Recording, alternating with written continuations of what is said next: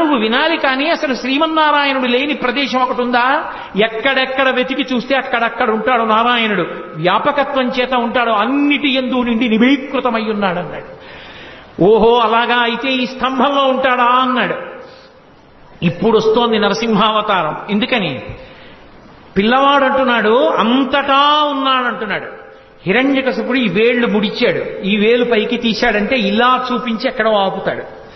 ఆ వేలు ఎక్కడ ఆగితే అక్కడి నుంచి పైకి రావాలి. రాకపోతే తనని నమ్ముకున్న భక్తుడి మాట వమ్మైపోతుంది. బయటికి రావడం అంటూ జరిగితే శంఖచక్ర గదా పద్మములు పట్టుకున్నటువంటి శ్రీమన్నారాయణుడిగా వచ్చి హిరణ్యకశిప సంహారం చెయ్యడానికి బ్రహ్మగారు ఇచ్చినటువంటి వరం ప్రతిబంధకం. కాబట్టి ఆయన ఎన్ని వరాలు ఇచ్చాడో అన్ని వరాలకి మినహాయింపుగా రావాలి. అన్ని వరాలకి మినహాయింపుగా రావడానికి ఎక్కడి నుంచి రావాలో తన చేతిలో లేదు. హిరణ్యకశిపుడి వేలు ఎక్కడాగితే అక్కడి నుంచి బయటికి రావాలి.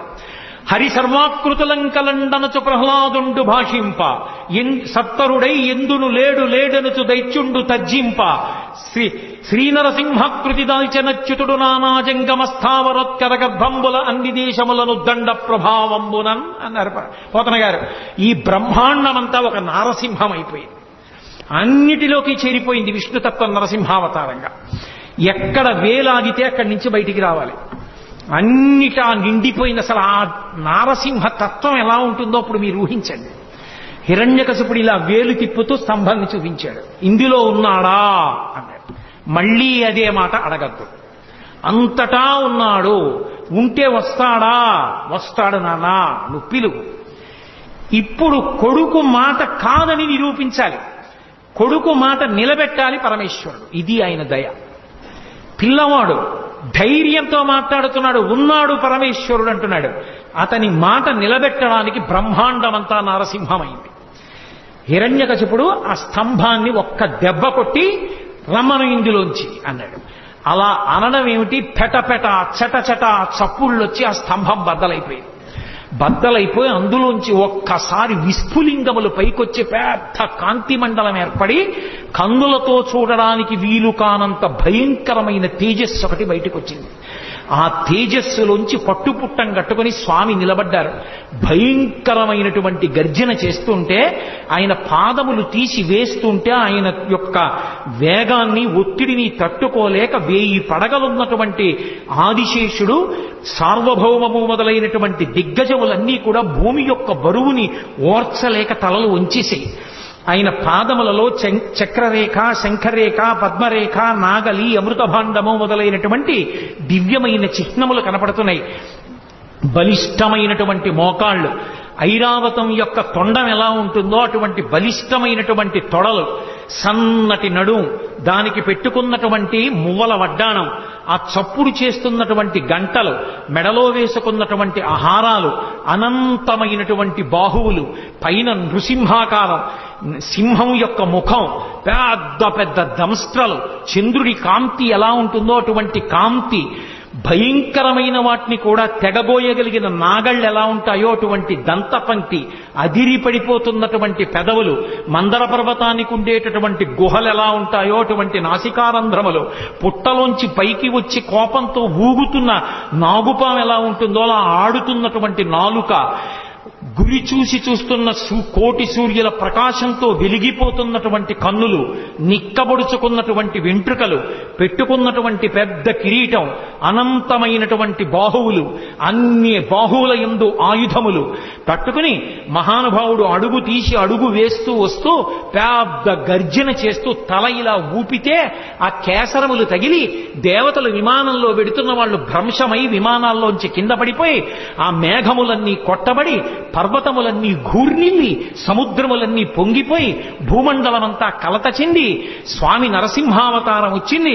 ఇప్పటి వరకు విష్ణుమూర్తి ఉగ్రతత్వాన్ని పొందనటువంటి వాడు అపారమైనటువంటి కోపంతో తన యొక్క పరమభక్తుడైనటువంటి ప్రహ్లాదుణ్ణి హిరణ్యకశిపుడు నిగ్రహించాడన్న కోపాన్ని ఆపుకోలేక ఉగ్ర నరసింహావతారమై వచ్చాడని లోకమంతా భీతిల్లిపోతే 33 కోట్ల మంది దేవతలు ఆకాశంలో నిలబడి స్తోత్రం చేస్తుంటే హిరణ్యకశిపుడు ఆ వెలుతురు చూడలేక స్వామి చుట్టూ తిరిగి గదాదండంతో కొట్టడానికి ప్రయత్నిస్తుంటే దేవతలు విడిచిపెట్టకుండా సంహరించమంటే ఒక్కసారి పెద్ద గర్జన చేస్తూ గబగబా వెళ్లి ఆ హిరణ్యకశిపుని యొక్క డొక్కల దగ్గర పట్టుకుని పైకెత్తి కలుగులోకి పారిపోతున్నటువంటి ఎలుకని నాగుపాం పట్టుకుని పడగ పైకెత్తితే ఎలా ఉంటుందో అలా డొక్కల దగ్గర పట్టుకుని పైకెత్తి గడప దగ్గరికి తీసుకొచ్చి ఇంట్లో కాదు బయట కాదు గడప మీద పగలు కాదు రాత్రి కాదు ప్రదోషవేళ ఏ ఇతరమైనటువంటి ప్రదేశమునందు కాకుండా పంచ పైకి తీసి తొడల మీద పెట్టుకుని పంచ కట్టి ఉంటే దిక్కులుంటాయి, పంచ పైకి తీస్తే దిక్కులుండవు. అదొక శాస్త్రం. ఇప్పుడు నేను దాని గురించి వ్యాఖ్యానం కుదరదు. పంచ పైకి తీసి తొడల మీద పెట్టుకుని ఆ ప్రాణమున్నది కాదు ప్రాణము లేనిది కాదు, జంతువు కాదు పాము కాదు, ఆయుధం కాదు, వస్త్రం కాదు, శస్త్రం కాదు, రాక్షసులు కాదు, దేవతలు కాదు, యక్షులు కాదు, గంధర్వులు కాదు, కిన్నెరులు కాదు, కింపురుషులు కాదు, నరుడు కాదు, జంతువు కాదు, నరసింహమై ఆ గంగానది సుడి తిరిగినట్టుగా ఉన్నటువంటి ఆ నాభి కనపడుతుండగా విశాలమైనటువంటి వక్షస్థలంతో పెద్ద పెద్ద ఆ దంతములతో దంస్ట్రలతో దగ్గరగా చూస్తుంటే ఆయన ముఖం వంక చూసి మృత్యు ఆసన్నమైందని తెలివి తప్పి తలవాల్ చేసినటువంటి హిరణ్యకశిపుణ్ణి తొడల మీద వేసుకొని పెద్దగా పెరిగినటువంటి తన గోళ్లు ఆ కడుపులోకి దింపి చీల్చి ఆ గోళ్లని గొడ్డళ్లుగా చేసి వక్షస్థలంలో ఉన్న ఉరప్పంజరపు ఎముకటన్నింటినీ పోచేసి పటపట విరిచి ప్రేగులు తీసి మెళ్ళో వేసుకుని ధారలుగా కారుతున్న నెత్తురు దోషిళ్లతో పట్టి తాగి కేసరములన్నీ నెత్తుటితో తడిసిపోతే పంచా తాను నెత్తుటితో తడిసి అక్కడ ఉన్న రాక్షస గణములన్నిటినీ సంహారం చేసి పెద్ద శబ్దాన్ని చేస్తూ ఆ ప్రేగులు తీసి మెళ్ళో వేసుకుని గిరగిర తిప్పి డొల్లబడినటువంటి హిరణ్యకశిపుడి శరీరాన్ని విసిరేసి భయంకరాకృతితో నడుస్తుంటే బ్రహ్మాది దేవతలందరూ స్తోత్రం చేశారు. ఏమి నారసింహం, ఏమి అద్భుతం, ఏమి అవతారం! ఇంతమంది స్తోత్రం చేస్తే ఆయన ప్రసన్నుడు కాలేదు.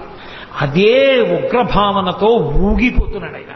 ఆ ఊగిపోతున్న ఉగ్రనరసింహుణ్ణి చూసి లక్ష్మీదేవిని పిలిచి, అమ్మా నువ్వు నిత్యానపాయనివి, ఆయన వక్షస్థలంలో ఉంటావు, నిన్ను చూస్తే ప్రసన్నుడవుతాడు తల్లి, దగ్గరికి వెళ్ళమన్నారు. ప్రళయార్కబింబంబు పగిదియున్నది కాని పూర్ణేందు చంద్ర నిభము కాదు. పూర్ణచంద్రబింబంలా ఉంటుంది నా భర్త ముఖం, ఇంత కోపంగా ఉండడం నేను ఎప్పుడూ చూడలేదు. అయ్య బాబోయ్, నేను కూడా దగ్గరికి వెళ్ళనంది లక్ష్మీదేవి. శ్రీ మహావిష్ణువు యొక్క అవతారాలలో లక్ష్మీదేవి దగ్గరికి వెళ్ళడానికి భయపడిన అవతారం నరసింహావతారం. అందరూ భయపడుతుంటే ప్రహ్లాద నీ గురించే వచ్చింది అవతారం, స్వామిని నువ్వు దగ్గరికి వెళ్ళి ప్రసన్నుణ్ణి చేయమన్నారు. ప్రహ్లాదుడు చిన్న పిల్లవాడు గబగబా వెళ్లి స్వామికి పాదములను పట్టి నమస్కరించి, ఏమి నువ్వు నరసింహస్వామిగా వచ్చి పైన సింహంగా కింద మనుష్యుడిగా వచ్చి పెద్ద పెద్ద గోళ్లతో ఆ కోరలతో నోరు తెరిచి పెద్ద ఆ గర్జన చేస్తే భయపడిపోతాననుకుంటున్నావా? నీకన్నా భయంకరమైనది ఒకటి లోకంలో ఉంది, దాని పేరు సంసారం. ఆ సంసారానికి భయపడతాను కానీ నీకు భయపడతాననుకుంటున్నావా?